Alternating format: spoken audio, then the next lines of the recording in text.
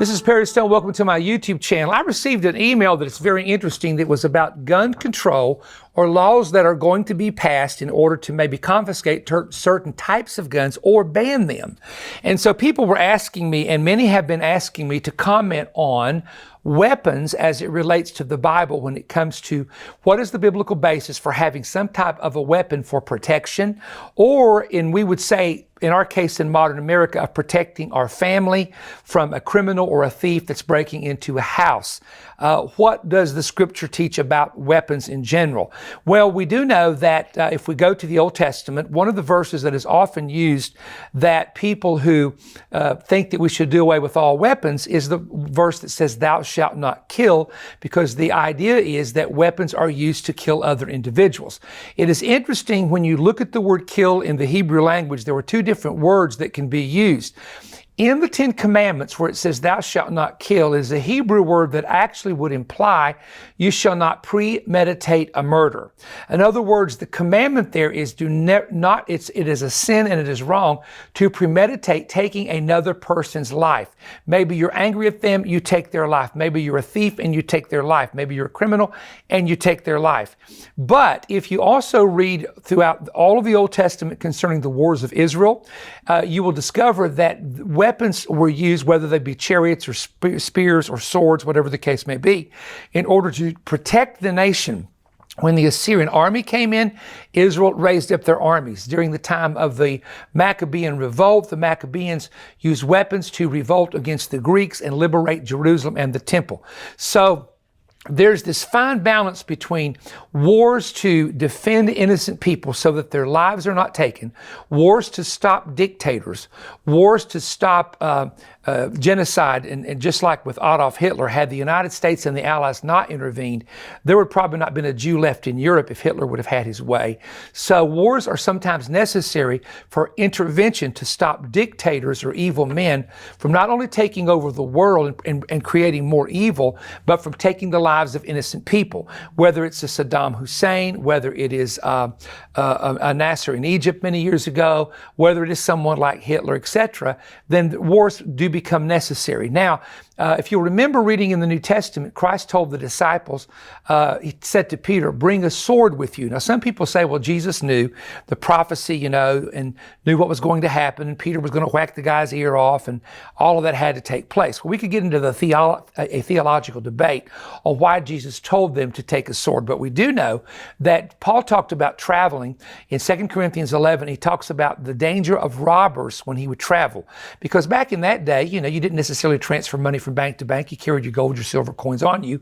Paul oftentimes took up offerings in churches and would take them to other places, either riding on a ship with several of his other disciples or traveling with other team members who, of course, served as his protectors and as protection.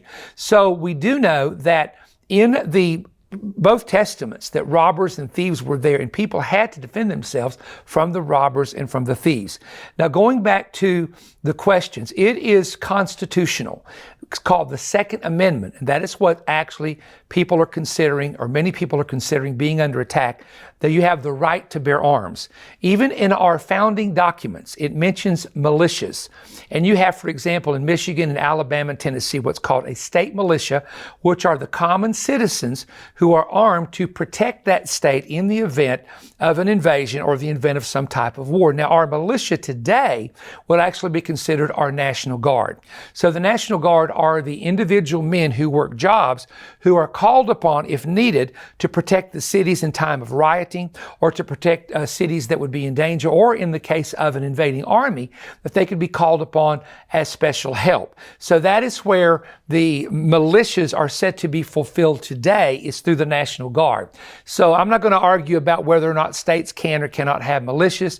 That's up to each individual state. But that is mentioned, and that word is used because, as you know, when we received our independence during the Revolutionary War, it was the common men and the farmers and the workers and the farm hands and the people that owned the plantations, etc., the colonists in general, that armed themselves in order to fight the British. And Washington and the men that fought the British had to organize these armies with men.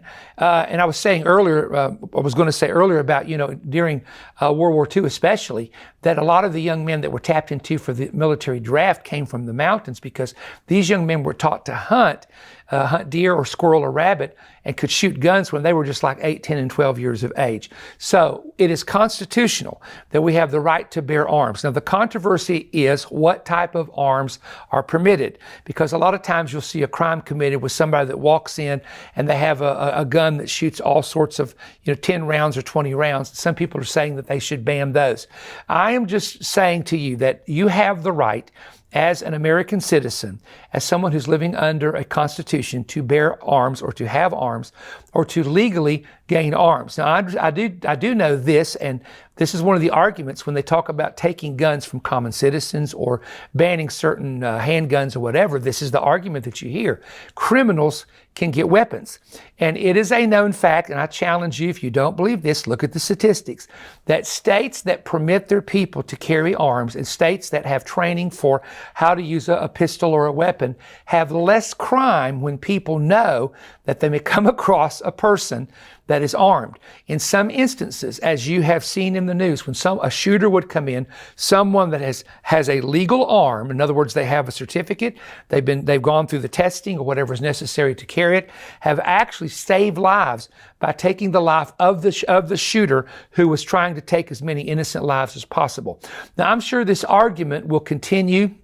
You have the extreme left who wants to do away with weapons, or they say they do, but what amuses me about them is the same people who want to do away with weapons have their bodyguards behind them with their pistols, but yet they want to take your pistol from you so that you can't protect your family. And I'm maybe saying, oversimplifying that, but that is still true.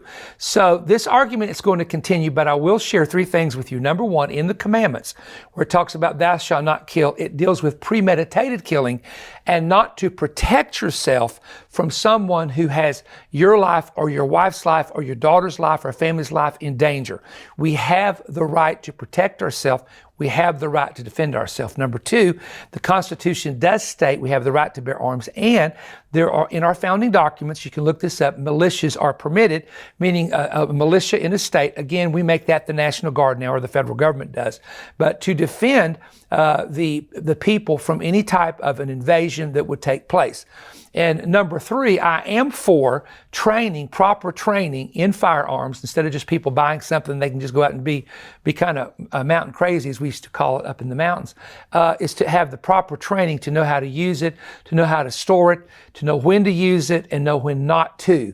But it does seem that every time there is a terrible shooting, which is terrible, it's bad, that this always comes back up. But we do want you to know that first of all, there's nothing wrong in going to war to defend your country, or going to war to defend people from dictators or mass murderers like Adolf Hitler. And there's nothing wrong with a man or a wife defending their family from someone who is intending to break in, steal, rob, or harm them. And so I just want to tell you that from the biblical perspective, that we have that right to defend ourselves if necessary. Hopefully, it will never come to that. So I hope that answered the question here for the person. And I do believe that there are states that have more, of course, stringent laws on firearms, and some that have more lenient laws on firearms. And I do believe that this should be more of a state's right than the federal government trying to jump in and be involved in making some big federal law. You ought to have individual states, because there are states where there are more hunters and there are more people that hunt throughout the year, etc., and versus states that maybe don't like hunting as much, and there are states that don't. So my opinion there. Hope you'll give us a thumbs up on this channel, subscribe to it as well, and we appreciate you joining us. Stay tuned for a very special announcement as well. We always have something at the end of the little program that we do. Thank you.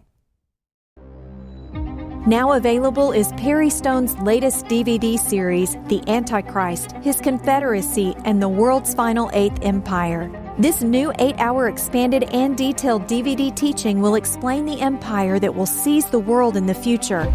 This teaching will unlock the final mystery of the Antichrist.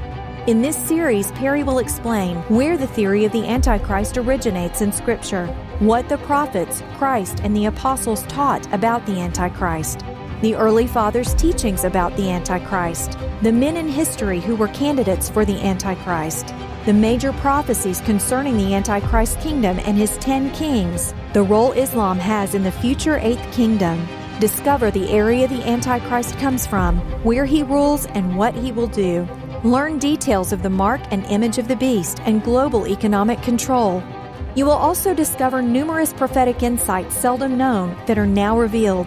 This study will answer hundreds of your questions. It also includes word studies, amazing history, and combines Old and New Testament prophecies to give a clear understanding of this subject. These 4 DVDs, approximately 8 hours of teaching, has numerous pictures and charts. This DVD series is Manifest Offer AK139 and is available for a gift of just $65 or more. To order, visit perrystone.org or call toll-free 1-888-21-BREAD. That's 1-888-212-7323. You may also write to us and send a check or money order to Perry Stone Ministries, P.O. Box 3595, Cleveland, Tennessee 37320, and request offer number AK139. This offer is available on television for a limited time, so we look forward to hearing from you soon.